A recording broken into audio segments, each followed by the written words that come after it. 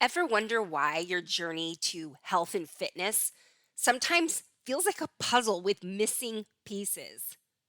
The secret isn't just in what you eat or how often you exercise. There's something even more crucial that needs to be in place first. Ready for the big reveal? Stick around and I'm going to tell you all about it. Welcome to REV Your Metabolism with Alicia Murphy. I'm Alicia, your host, creator of Stress Monkey Fitness, the REV method, and your go-to health coach for being super fit and unstoppable after 40. With 15 years of rocking the fitness and nutrition industry, plus overseeing the wellness program for a major shoe company, I'm here to share my knowledge with you. Are you ready to join me on an exciting journey to restore your metabolism, boost your health, and turn back the aging clock? On this podcast, we'll unlock the secrets to boundless energy, burning more fat naturally, and feeling confident in your own skin. Get ready to soak up simple yet powerful strategies that will transform your health and fitness game. These tips will be a game changer, so hang on to your hats and glasses. And do not forget to hit that follow button so you won't miss any of our amazing tips and tricks. All right, let's rev it up. Well, hello, Rever. It's me, your homie Alicia. I'm so happy that you're here. Today is a very, very important topic because I get a lot of people asking me for meal plans or, what type of exercise should I be doing if I want to lose weight? There's so much emphasis on things like nutrition and workouts.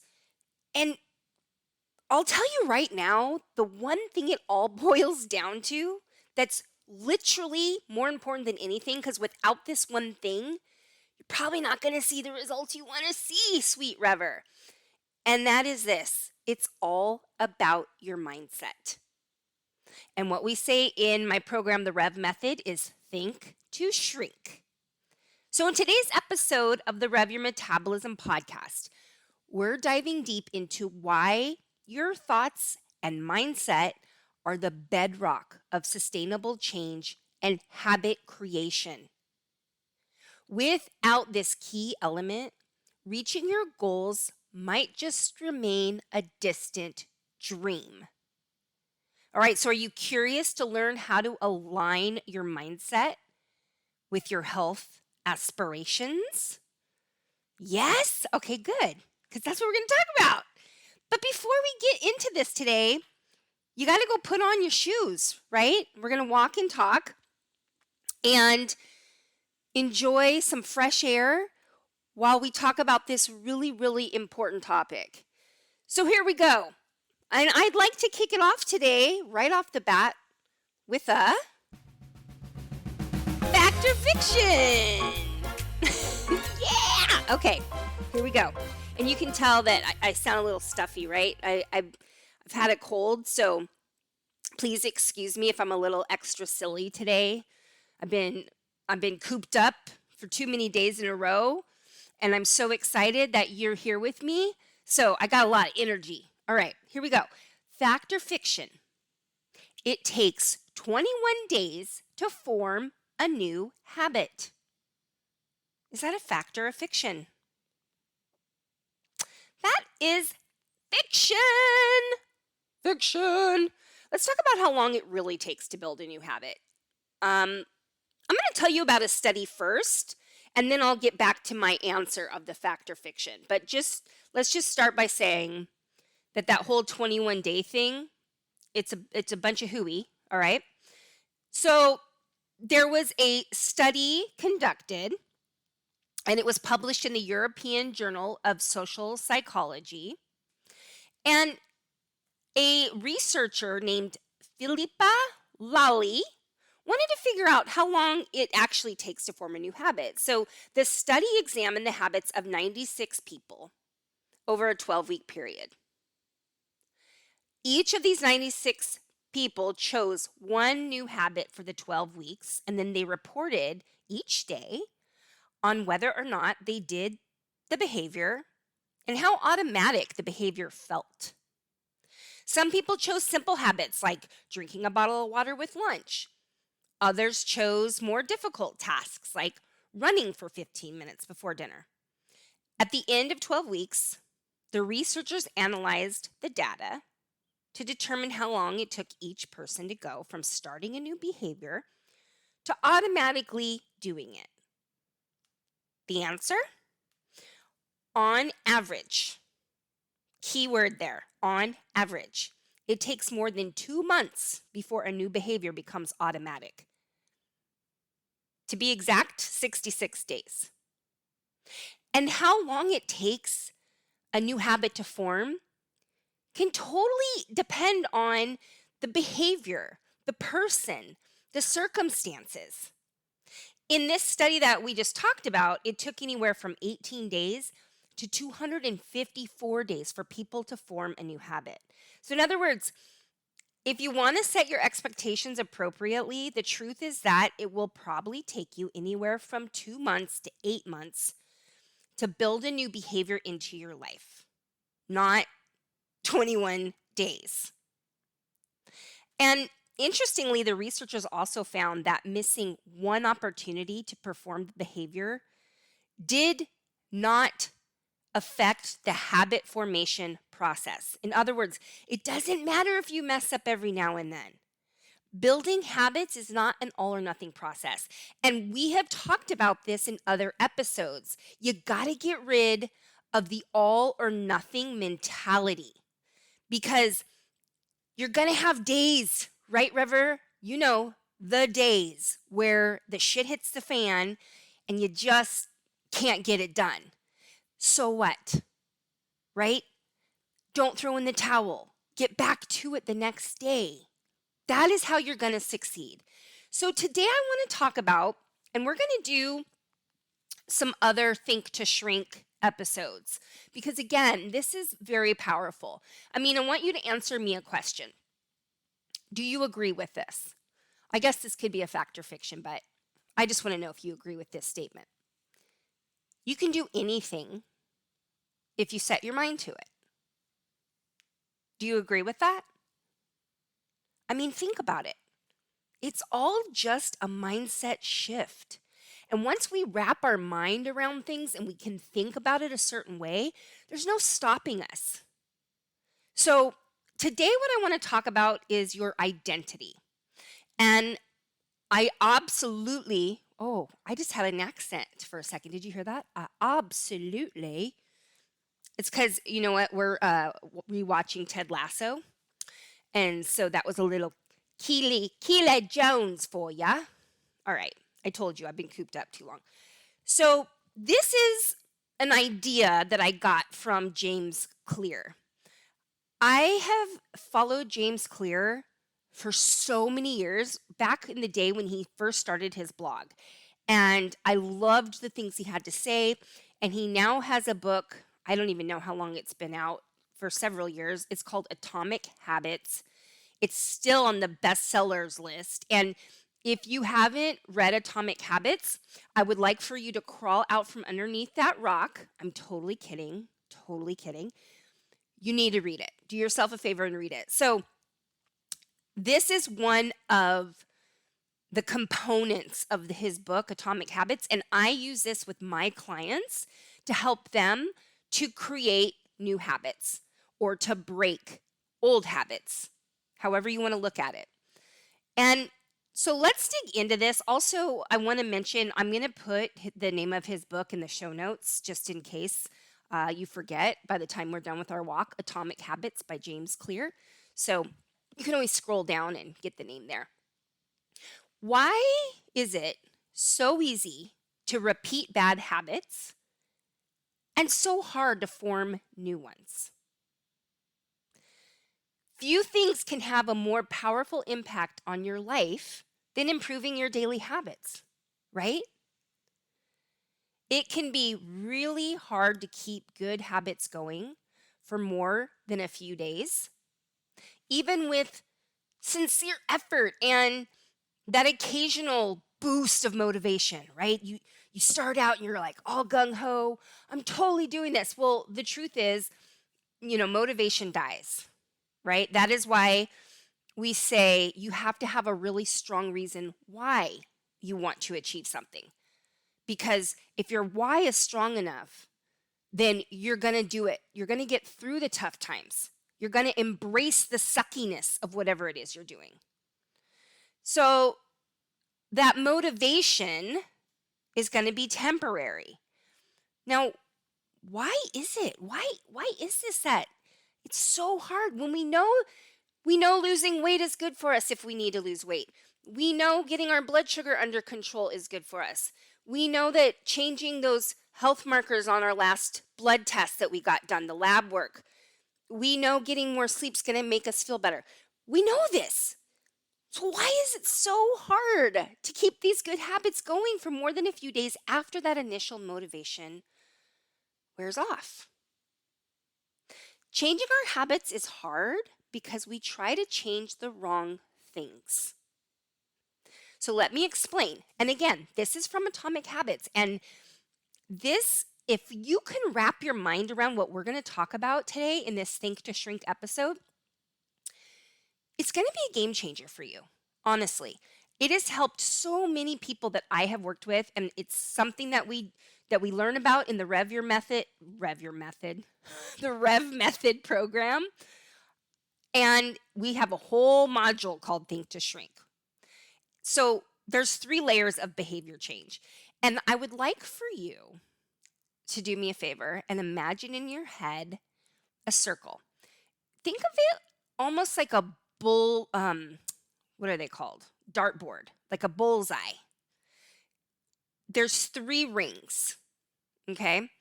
You could also think of it like a jawbreaker if you want. There's the middle core, and then there's another layer around that middle core, and then there's a 3rd layer on the outside. Yeah, you got that image in your head? So we have this circle with 3 layers. This is the 3 layers of behavior change. You with me? The outside layer is going to be outcomes. That middle layer is going to be processes. And then in the middle, the 3rd layer, which is also the core, is identity. That first layer that we talked about on the outside is changing your outcomes. This level is concerned with changing your results. So an example would be losing weight. That is the outcome. Now that 2nd layer that we talked about is changing your process. This level is concerned with changing your habits and your systems. So an example of this would be changing your eating or changing the workouts you're doing or starting to work out at all. That is the process that gets you to the outcome. Now that 3rd and deepest layer, the core, is changing your identity. This level is concerned with changing your beliefs. So the example, changing your self-image, changing your judgments about yourself. So again, the 3 layers of behavior change. The outside ring, outcomes. Outcomes are about what you get. And then we have processes as the 2nd layer. The processes are about what you do. And then that middle 3rd layer, the core, identity, is about what you believe. Okay? Now, here is where what I'm about to say, if you're not paying attention, if you're looking around, noticing trees and people, I want you to come back to me because right here is the biggest part of this whole entire episode. And if you get this, if it clicks for you, it's going to be like, the clouds cleared. I understand. Many people begin the process of changing their habits by focusing on what they want to achieve. This leads us to outcome-based habits. So that means you're working from the outside in trying to make a change. You're starting with the outcome, trying to get, I'm sorry, there's a squirrel at my window, and I swear to God, it looked like it was waving at me. It was the cutest thing ever. I wish you could see it right now. So outcome-based habits mean I want to focus on what I want to achieve. I want to lose weight, right? That's what they're focusing on. That's an outcome-based habit. You're starting with the outside of that 3-ring layer that I told you about, and you're trying to work your way in. The alternative is to build identity-based habits. With this approach, we start by focusing on who we wish to become. So we're starting at the middle, at the core of those 3 layers, at our identity, and we're working our way towards the outcome. I want to repeat that one more time in case you didn't get it. The alternative is to build identity-based habits. With this approach, we start by focusing on who we wish to become or whom we wish to become. All right, here's an example. Assuming that you don't smoke cigarettes, and if you do, just play along, you'll get what I'm saying. So why don't you smoke? If I was to say, why don't you smoke? And you would say, I'm not a smoker. That's your identity. You are a non-smoker. You don't smoke because you're not a smoker. Is this making sense? Here's a truth bomb. If you don't shift the way that you look at yourself, and you don't realize this old identity that you need to change, it can sabotage your new plans for change. Very, very important stuff here. Behind every system of actions are a system of beliefs. Did you hear what I said? Behind every system of actions are a system of beliefs. In other words, everything you do is driven because of what you believe about yourself.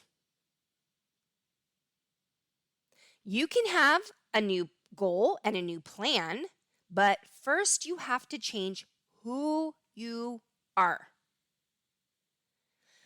My mom's out there. Think about all the things that you do and how tired. And dads, please, I'm not trying to ostracize you. In general, though, moms are doing a lot, right? We're cleaning, we're cooking, we're grocery shopping, we're working, we're taking care of the kids. It sounds exhausting, but you know what our identity is? We're a mom. So we do it because that's who we are. That is our identity. So I hope this is making sense because, again, goals are great, plans are great, but first you have to change who you are and what you believe about yourself. The ultimate form of internal motivation is when a new habit becomes part of your identity. So much easier this way, Rever. So much easier. And today's going to be a short episode because I wanted to get this information out, and I want to keep it nice and short because you have homework to do today. So let's keep talking about this, and then I'll give you your homework assignment. And you're going to love it. You're going to love this. Is going to be the first time you've loved having homework. So the more pride you have in a particular aspect of your identity, the more motivated you will be to maintain the habits associated with it. True behavior change is identity change. Pretty mind-blowing stuff. Am I right? Right? How to change your identity. And if you have read Atomic Habits, this is just a great little refresher. Again, Atomic Habits has a whole lot of really helpful information, but this nugget right here, again, if you can buy into this and start to embrace it and practice it, it's going to blow your mind how much easier it is to make new habits. So let's talk about how to change your identity. Let me tell you, I'm not going to leave you hanging, give you this cool information, and then just say hasta luego, or en français, au revoir. Okay, so we change bit by bit, day by day, habit by habit. Every action you take is a vote for the type of person you wish to become. I love that. What a great way to look at this. I'm going to say it again. Every action you take is a vote for the type of person you wish to become. As the votes build up, so does the evidence of your new identity. So every time you're doing this one little thing, and it's just a small thing, Rever. It doesn't have to be this big grandiose action that you're taking. But every time you do one little thing that is in line with this person you want to be, you're bringing yourself one step closer to buying into that identity, to being this person. This is one reason why meaningful change does not require radical change. Small habits can make a meaningful difference by providing evidence of a new identity. You're proving to yourself that this is your new identity. And I want to go on a little side note here to let you know that James Clear just came out with a new app. It's called Atoms, ATOMS. And it really helps with this whole habit change identity idea. So if you want to, oh my gosh, Rever, I just had to press pause because I had a major cough attack. Anyways, back to the app. It's called Atoms, and it's really cool because it says tiny changes, remarkable results. So you basically it walks you through the process of setting a small goal, writing a statement of who you're going to become by doing this. Anyways, go check it out, Atoms, ATOMS. Pretty cool stuff. Now, let's go back to talking about how to create a new identity. So we talked about that, this idea of every time you do even a little tiny thing, it's a vote for this person you wish to become. New identities require new evidence. If nothing changes, nothing's going to change. Did you catch that? If nothing changes, nothing is going to change. So it's a simple two-step process. Number one, and this is going to be your homework. Don't worry, you don't have to write this down or keep it in your memory. I'm going to tell you again right before we sign off. Number one, decide the type of person you want to be. Number two, prove it to yourself with small wins. And in the REV method, we do this thing called simple and small promises. We make promises to ourselves and we keep them. And that's going to be a whole nother time that we'll talk more about that. But for now, decide the type of person that you want to be.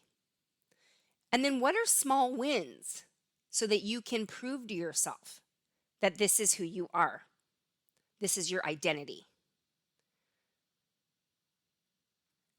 Now, I have a lot of people, I'm going to tell you right now, I'm a very healthy eater.